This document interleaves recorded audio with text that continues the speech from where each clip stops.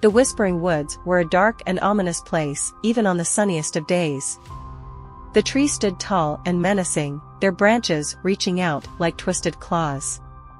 The air was thick with the smell of rotting leaves and damp earth, and the only sound was the wind rustling through the trees, creating an eerie whispering sound that gave the woods their name.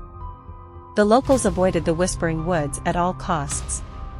They told stories of strange creatures lurking in the shadows and of people who had gone missing and never been seen again.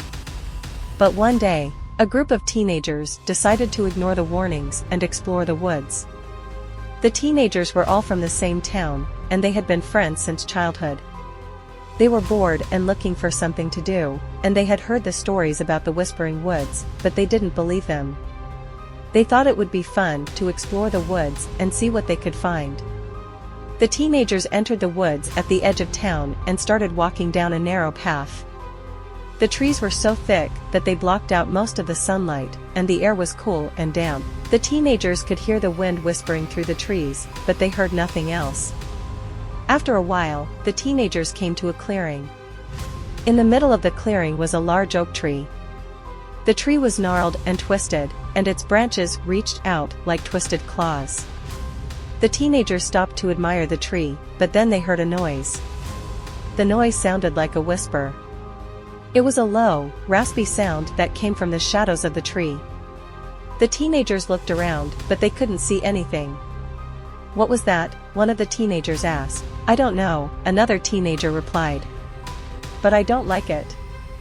The teenagers decided to leave the clearing, but as they turned to go, they heard the whisper again. This time, it was louder and closer. "Run!" one of the teenagers shouted.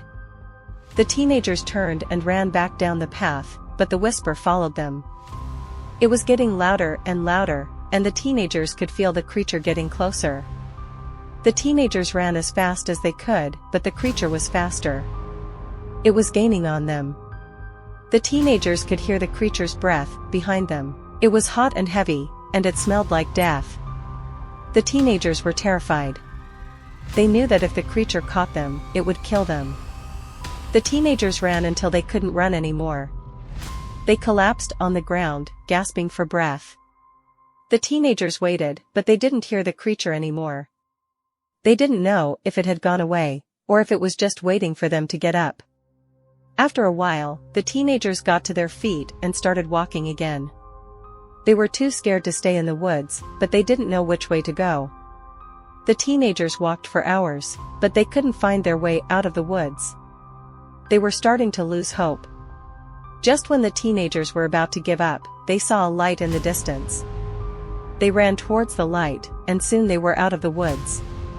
The teenagers were safe, but they would never forget their experience in the Whispering Woods. They knew that they had been lucky to escape. The next day, the teenagers went back to the Whispering Woods to try to find the creature, but they couldn't find it. They searched the entire woods, but there was no sign of the creature. The teenagers never saw the creature again, but they never forgot it.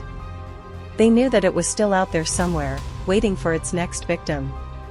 Epilogue. 20 years later, one of the teenagers, a man named John, returned to the Whispering Woods. He had never forgotten his experience there, and he had always wondered what had happened to the creature. John walked down the same path that he had walked all those years ago.